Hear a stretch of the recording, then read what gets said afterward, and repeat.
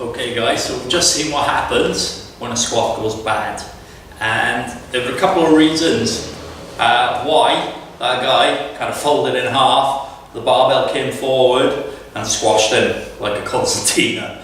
Okay, pretty funny to watch, but seriously, I'm making this video so it doesn't happen to you. Now, what I'm going to say now is probably going to annoy some people, alright? But your personal trainer has probably been showing you how to squat badly. Alright, now it's not their fault, it's how they were taught on the level 2 and level 3 personal training courses. Alright, having taught on those for 4 years, I can tell you now, there isn't a great deal of those courses that are backed by a huge amount of scientific evidence.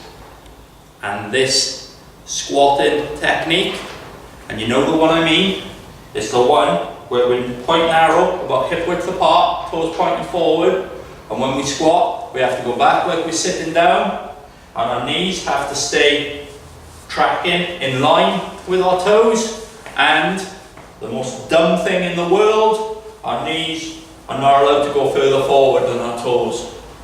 Yeah? Now, if we're not carrying a lot of weight, or if we're bodyweight squatting, that's probably not going to be that much of an issue. Alright, it isn't going to do you a massive amount of favours, recruiting a lot of muscles around your hips, but what it is going to do is put you back at the mechanical disadvantage for when you want to load up a barbell and go a little bit heavier and a little bit more intense. So, is there any evidence to suggest that your knees are at risk if your knees are allowed to go further forward than your toes? Well, every time you go up a stair, trust me, your knee is miles further forward than your toe. Do you get knee pain for going upstairs? No. So you're not going to get knee pain from squatting and allowing your knees to go further forward than your toes. So what we're going to do in the video today, I'm going to take you through a couple of squat techniques, and we're going to take you through a powerlifting squat, and we're going to take you through an Olympic weightlifting type squat. What these do is they open up your hips. You're still going to keep your knees tracking over your toes, so we're going to stay nice and aligned, but your knees are going to go way further past your toes, and that's going to allow you to have a much straighter spine, and it's going to make your squat a lot safer and a lot more effective.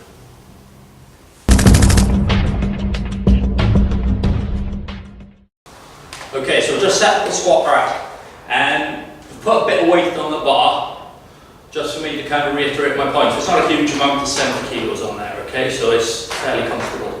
And what I'm going to do, I'm going to show you a squat from the stance that I just showed you is wrong. And then I'm going to show you a squat from the other two stances. And we're going to look at the angle of my spine and the depth that I'm able to squat with the same weight. Okay, so I'm going to do this facing the camera. I don't advise this, I advise you to face the squat rack when you're squatting yourself. It's a little bit safer. And then I'll bail out of the squat in a good position and show you why either the Olympic lifting squat or the powerlifting squat is a lot safer. Okay, so we're going to jump under and we're going to get into a squat. So we're going to make sure we're aligned in the bar and we've got a good grip on the barbell. Okay, not too wide. Then we're going to come out and we're going to go into our knees not allowed to go further forward in our toes squat. And we're going to come down. Already, this is horrible. Oh, my back, I could feel that loads. All the weight wanted to do was push me down and forward.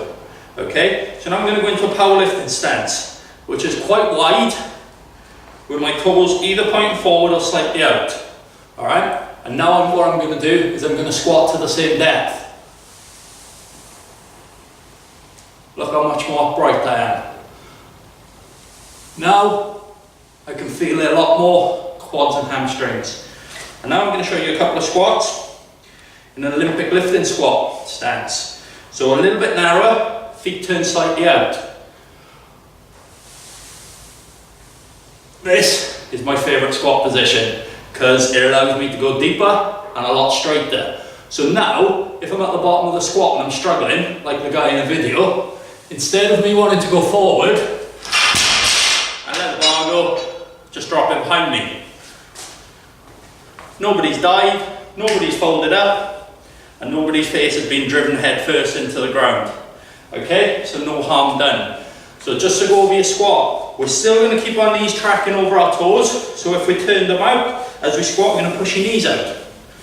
If they're wide, as we squat, we're going to again track them over our toes. But we are going to let our knees go way further forward than our toes, yeah?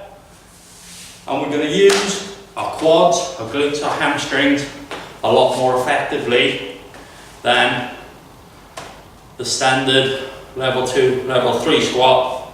There has no scientific backing, and when we look at it mechanically and break it down as the best way to squat, the answer is a resounding no.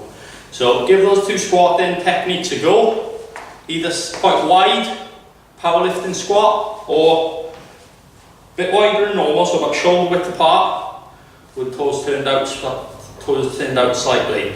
You're going to find that you're able to stay a lot straighter, a lot more upright, and work your legs a lot harder and a lot more effectively, because after all, that's the area we're trying to build and not our lower back.